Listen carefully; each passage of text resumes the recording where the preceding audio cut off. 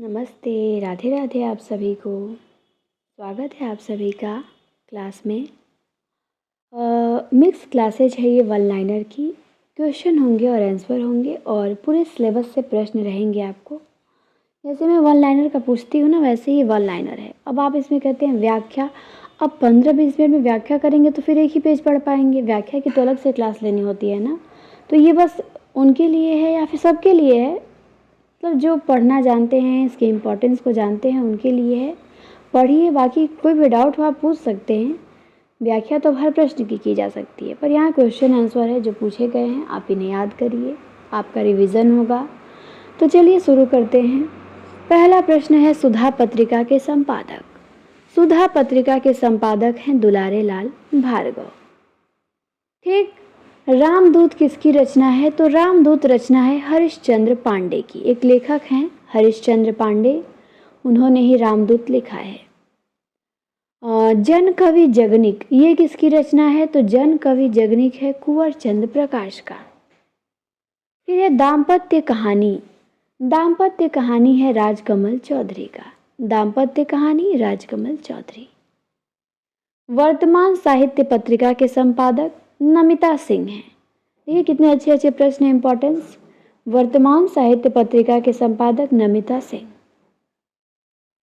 बहुवचन पत्रिका के संपादक राजेंद्र कुमार हैं। समयांतर पत्रिका पंकज विष्ट की है। समयांतर पंकज विष्ट। हस्ती छाया दहकते निर्झर, यात्रा वृतांत है निर्मल वर्मा का। और हस्ती घाटी दहकते निर्झर भी है, ये दोनों निर्मल वर्मा का है। हस्ती छाया दहकते निर्झर और हस्ती घाटी दहकते निर्झर। माधुरी पत्रिका के संपादक शिवपूजन सहाय हैं। माधुरी पत्रिका शिवपूजन सहाय। फिर है द कम्युनिस्ट मैनिफेस्टो, पाश्चात्य से है, ये पीजीटी में आता है और नेट में भी। तो द कम्युनिस्ट मैनिफेस्टो ये रचना कार्ल मार्क्स की है। फिर है the use of poetry and use of criticism. The use of poetry and use of criticism ये इलियट का है। इल्यूजन एंड रियलिटी, तो इल्यूजन एंड रियलिटी कॉर्डवेल का है। एसे एंड क्रिटिसिज्म मैथ्यू अर्नाल्ड का है। फिर है कुछ लेखकों का जन्म में आपको मिलेगा। ऋषभ चरण जैन का जन्म कब हुआ था? 1911 में। ऋषभ चरण जैन का 1911। भैरव प्रसाद गुप्त का 1918। अमृत राय का 1921।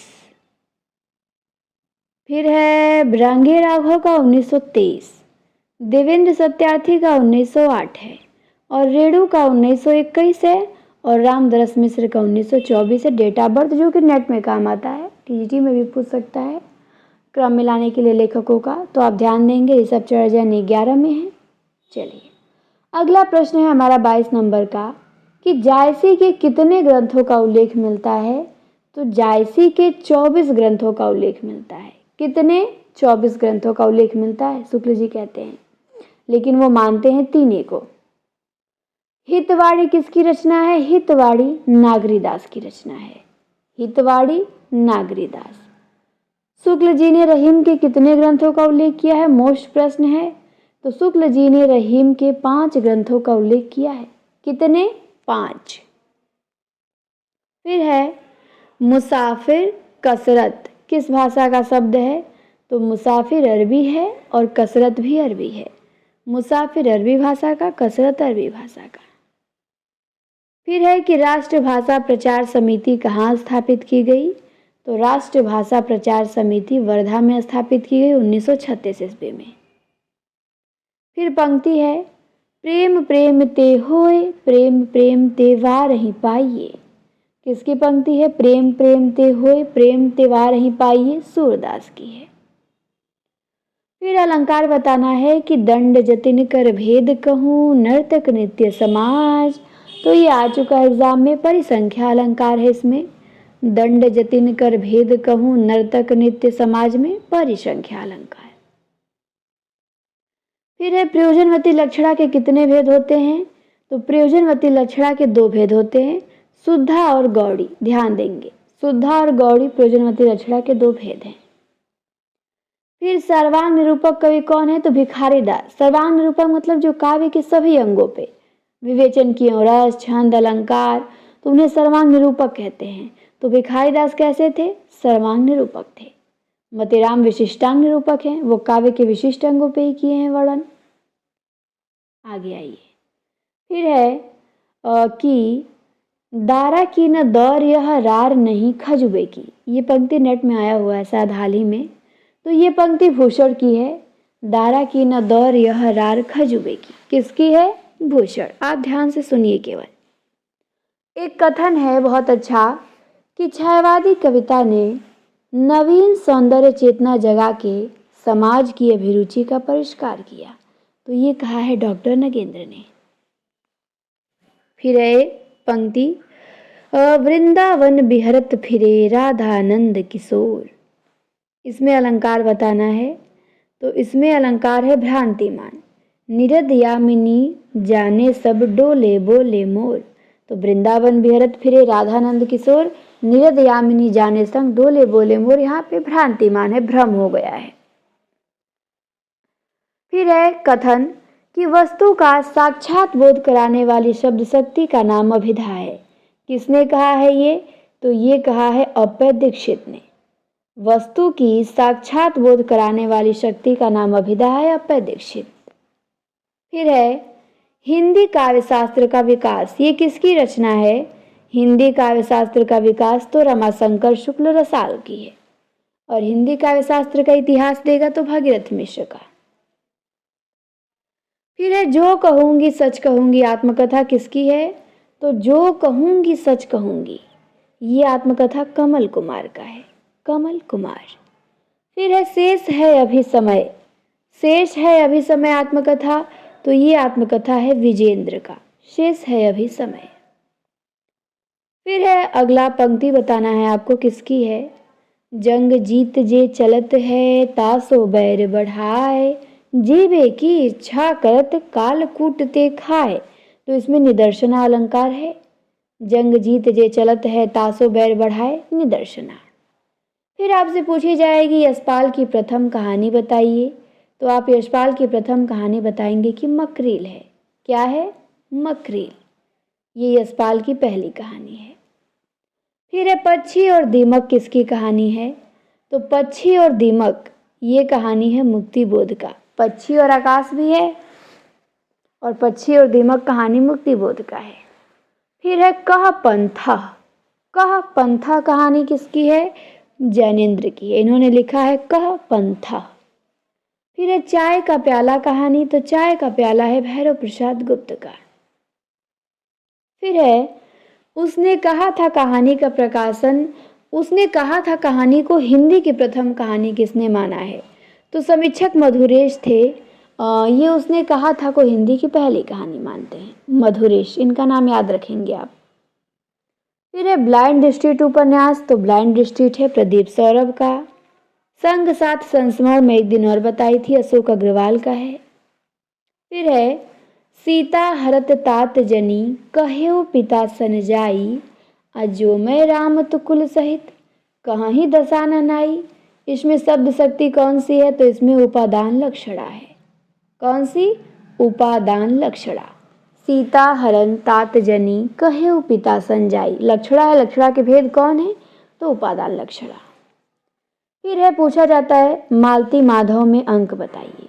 तो संस्कृत साहित्य आप सर से पढ़ेंगे तो उसमें बताएंगे मालती माधव भवभूति का नाटक है और इसमें 10 अंक हैं। कितने? 10। फिर है अकथ कहानी। आत्मकथा किसकी है? तो अकथ कहानी आत्मकथा है प्रेम कुमार मणि की। अकथ कहानी आत्मकथा प्रेम कुमार मणि ने लिखा है। और अकथ कहानी प्रेम की ये कबीर के ऊपर लिखा गया ग्रंथ है पुरुषोत्तम अग्रवाल का।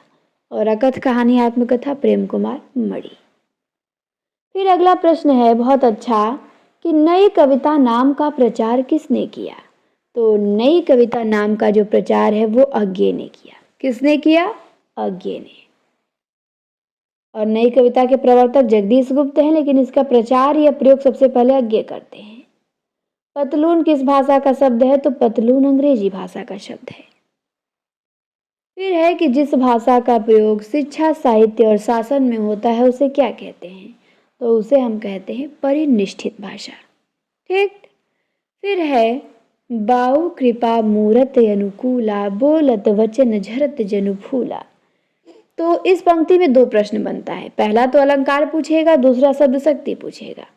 तो इसमें अलंकार पूछेगा तो आपको काकू वक्रोक्ति बताना है। बाऊ कृपा मूरत अनुकूला, बोलत वचन झरत जनु फूला, तो काकू वक्रोक्ति है। और शब्द शक्ति पूछेगा तो लक्षण लक्षणा बताएंगे। फिर है अगला 53 नंबर कि बंदौ गुरुपद कंज रामायण जेहि निर्मयौ, सुकोमल मंजू दोष रहित दुषम सहित। इसमें अलंकार है तो इसमें श्लेष अलंकार है। ठीक। फिर है जायसी का जन्म कब हुआ था, तो जायसी का जन्म होता है 1500 ईस्वी के आसपास।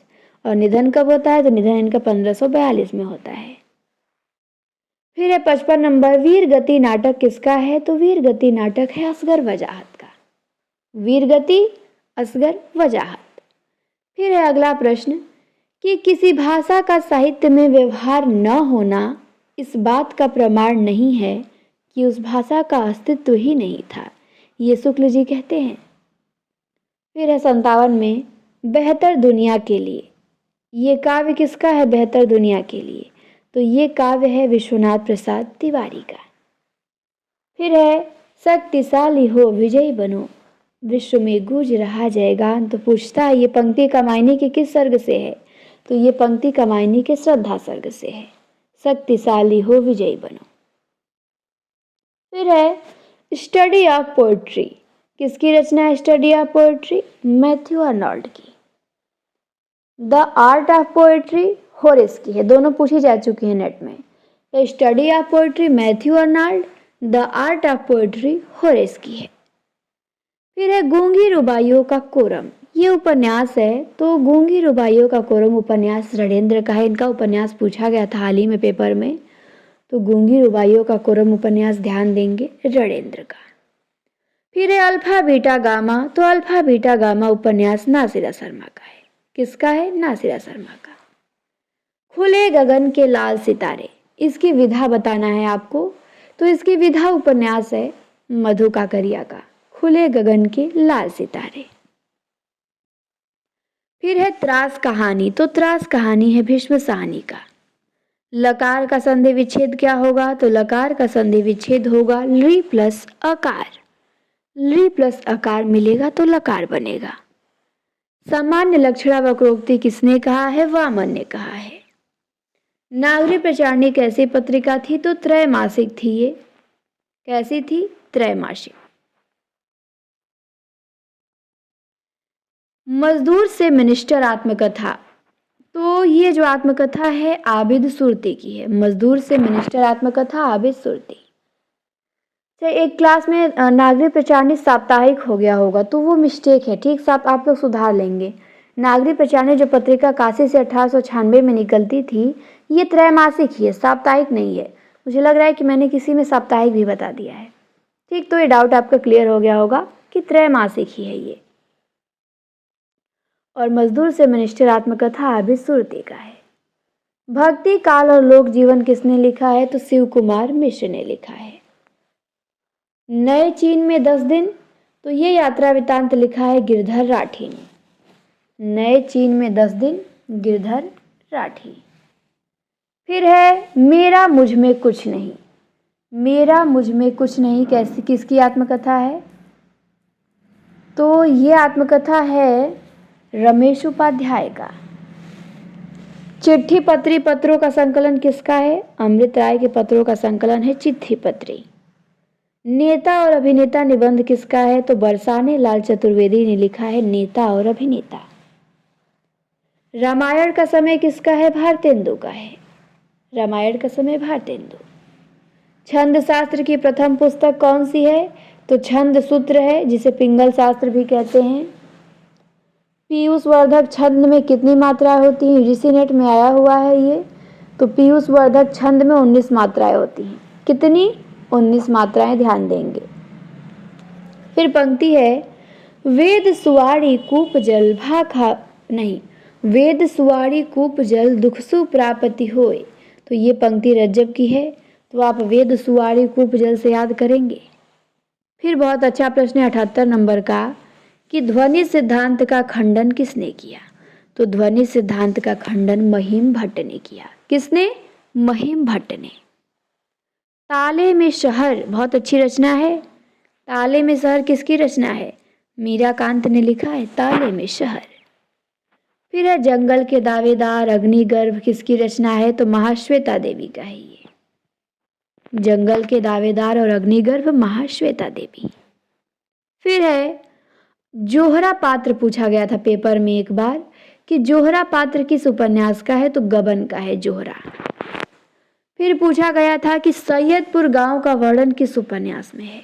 तो तमस 1973 भीष्मसानी साहित्य अकादमी पुरस्कार। तमस में सैयदपुर गांव का वर्णन है। फिर सैयद मियाँ पात्र किस उपन्यास के हैं? तो आधा गांव के हैं। पक्षी और दीमक कहानी मुक्तिबोध की है। सैकड़ों में 10-10 नाटक देवकी नंदन त्रिपाठी का है। सैकड़ों में 10-10 किसका नाटक है? देवकी नंदन त्रिपाठी का। फिर पंक्ति है प्रभु हो पुनि भूतल अवतरी हो। प्रभु हो पुनि भूतल अवतरी हो किसकी है? तो राधा कृष्णदास की है ये। फिर है काशीनाथ खत्री का जन्म कब हुआ था? तो 1849 में हुआ था। भागीरथ मिश्र का कब हुआ था? 1914 में हुआ था। चतुर्सेन शास्त्री का 1893 में, सुदर्शन का 1896 में हुआ था। काशीनाथ खत्री का 1849 में जन्म, भागीरथ मिश्र 1914 में, चतुर्सेन शास्त्री 93 में, सुदर्शन 96 में। फिर पूछा गया था एग्जाम में कि गन्नी और रखे पहलवान, सारे क्वेश्चन बहुत महत्वपूर्ण हैं तो इन्हें आप विशेष ध्यान देंगे। गन्नी और रखे पहलवान जो पात्र हैं ये मलबे का मालिक कहानी के हैं। किस कहानी के? मलबे का मालिक मोहन राकेश की कहानी है। तो गन्नी और रखे पहलवान पात्र हैं। जुलेखा और बेंजिलो ये किस कहानी के पात्र हैं? जुलेखा बेंजिलो। तो जुलेखा और बेंजिलो जैनेन्द्र की कहानी है फांसी, उसी के पात्र हैं ये। तो नेट में तो पूछा ही गया है, ये पूछा जाएगा, पर टीजीटी पीजीटी में भी कुछ कहानियों के एकादों के पात्र पूछ लेते हैं। आप देखे भी थे किस में पूछा था। तो जो फेमस है जो नेट में पूछा जा चुका है वो हमें याद होना चाहिए। तो जुलेखा बेंजिलो फांसी कहानी के हैं, जैनेन्द्र की कहानी है ये। फिर पूछा है निर्गुनिया मोहना अंशुधर ये किस उपन्यास के पात्र हैं? तो निर्गुनिया मोहना अंशुधर ये नाचियो बहुत गोपाल के पात्र हैं। अमृतलाल नागर का है ये। फिर है यशपाल की किस रचना में दुष्यंत शकुंतला का वर्णन है? तो यशपाल ने लिखा है ना अप्सरा का श्राप, तो इसी उपन्यास में दुष्यंत शकुंतला का वर्णन है। लेक्चर एंड शेक्सपियर किसकी रचना है? लेक्चर एंड शेक्सपियर तो कॉलरिज ने लिखा है लेक्चर एंड शेक्सपियर। एक आत्मवक्तव्य किसका काव्य है? ओरांग ओटांग है, एक आत्मवक्तव्य है। लकड़ी का बना रावण है, मुक्तिबोध के काव्य हैं। फिर है शिवशंभु के चिट्ठे, इस उपन्यास निबंध है ये बाल मुकुंद गुप्त का। तो इसका प्रकाशन वर्ष भी पूछता है तो एक्यूरेट नहीं मिलता है, पर 1930 से 1905 के बीच माना जाता है कि 1903, 1904, 1905 यही इसका डेट होगा। ठीक, तो शिवशंभु के चिट्ठे 1905 ध्यान देंगे। फिर एक पंक्ति है, बहुत अच्छी पंक्ति है कि जगे एशिया हिले विश्व और राजनीति का नाम ना हो। किसकी पंक्ति है? तो माखनलाल चतुर्वेदी का। और एशिया के दुर्गम भूखंड यात्रा वृतांत भी है किसी का? राहुल संकत्यायन का है। ठीक, और पंक्ति है जगे एशिया हिले विश्व और राजनीति का नाम ना हो, माखनलाल चतुर्वेदी का।